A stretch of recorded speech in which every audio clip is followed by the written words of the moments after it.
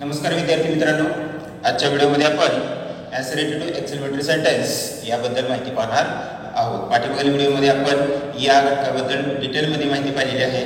या व्हिडिओमध्ये आपण इन शॉर्टमध्ये ॲसिडिटी सेंटेन्सचं एक्सेलमेटरी सेंटेन्स बनवायचं कसं याबद्दल माहिती पाहणार आहोत. तर बघा विद्यार्थी मित्रांनो, या ठिकाणी तुम्ही पाहू शकता ॲसिडिटी सेंटेन्समध्ये अ किंवा एन पद असताना वाक्याची सुरुवात वॉटने करणे आणि इकडं खाली बघा ॲसिडिटी सेंटेन्समध्ये अ एन पद नसताना वाक्याची सुरुवात हावने करणे. ठीक आहे, म्हणजे जर दिलेल्या वाक्यामध्ये अ किंवा एन हे आर्टिकल असेल तर वाक्याची सुरुवात ही आपल्याला वॉटने करायची आहे, आणि जर वाक्यामध्ये अ किंवा एन आर्टिकल आले नसेल तर वाक्याची सुरुवात ही आपल्याला हावने करायची आहे. ठीक आहे, तर सुरुवातीला आपण पहिल्यांदा वाक्याची सुरुवात वॉटने करण्याबद्दल या ठिकाणी माहिती पाहूया. बघा इथे सूत्र दिलेलं आहे ॲसिडिटी सेंटेन्सचं. Subject verb very adjective noun. त्यानंतर त्याचं एक्सक्लेमेटरी सेंटेन्समध्ये रूपांतर करतानाचं सूत्र what an adjective noun subject verb exclamatory mark. अशा पद्धतीने आपण सूत्र या ठिकाणी घेतलेलं आहे. तर एक्झाम्पल पाहूया. एक्झाम्पलनुसार या ठिकाणी आपण अगोदर subject verb very adjective noun underline करूया. बघा सब्जेक्ट आहे ही, वर्ब आहे इज, त्यानंतर अ आर्टिकल आलेलं आहे, त्यानंतर व्हेरी आलेला आहे, त्यानंतर ॲडजेक्टिव्ह आहे नोबल, त्यानंतर नाउन आहे यूथ.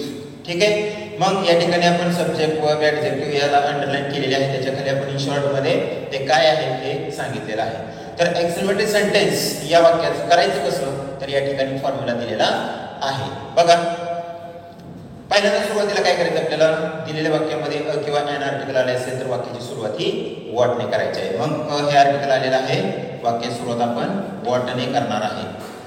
वॉट, त्यानंतर अ का एन घ्यायचं तर ते आपल्याला ॲडजेक्टिव्हच्या सुरुवातीला आलेलं जे लेटर आहे त्यावरून ठरवायचं आहे. तर ॲडजेक्टिव्ह आहे नोबल, नोबलची सुरुवात एनने झाली म्हणजे व्यंजनाने झाली. ठीक आहे, व्हेरी आपण शब्द काढून टाकतोय. ओके, वॉट काय घ्यावं लागेल, ॲडजेक्टिव्हची सुरुवातीला लेटर एन आहे म्हणजेच त्या ठिकाणी कॉन्सोनंट आहे म्हणून अ घ्यावं लागेल. What a. ठीक आहे, वॉट अ नोबल यूथ. बघा इथपर्यंत लक्षात आलं असेल तुमच्या. वॉट घेतलं अ किंवा एन आर्टिकल मधलं अ घेतलेलं आहे, ॲडजेक्टिव्ह नोबल आहे, त्यानंतर बघा इथं आपण अंडरलाईन सुद्धा केलेली आहे, ॲडजेक्टिव्ह नोबल घेतलेलं आहे, त्यानंतर यूथ नाउन आहे ते घेतलेलं आहे, त्यानंतर सब्जेक्ट घ्यायचं, त्यानंतर वर्ब घ्यायचं. सब्जेक्ट कोणता आहे, ही आहे.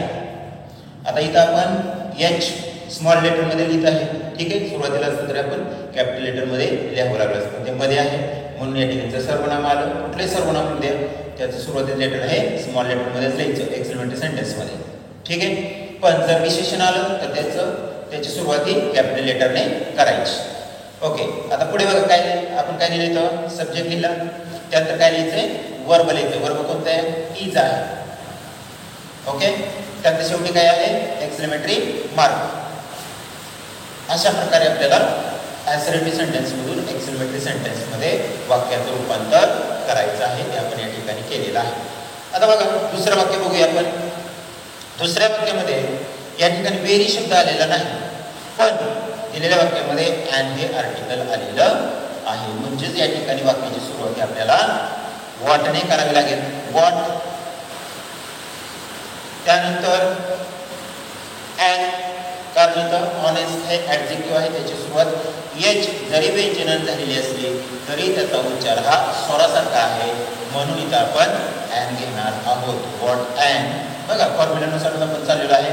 वॉट घेतलेला आहे किंवा एन घ्यावं लागेल, कारण इथं एच जर व्यंजन असलं तरी पण त्याची सुरुवात ही या ठिकाणी ज्या लेटर सुरुवात झालेली आहे ती व्यंजनाने झाली, पण त्याचा उच्चार मात्र स्वरासारखा आहे. वॉट एन ऑनेस्ट, त्यानंतर पर्सन नाउन. फॉर्म्युल्यानुसार बघा ॲडजेक्टिव्ह नंतर पर्सन या ठिकाणी नाउन आहे पर्सन. त्यानंतर आपल्याला काय घ्यायचं, प्लस सब्जेक्ट घ्यायचं. सब्जेक्ट कोणता आहे, राम आहे. इथं कॅपिटल लेटरमध्ये आर लिहावं लागेल, स्मॉल लेटरमध्ये लिहून, कारण ते विशेष नाम आहे.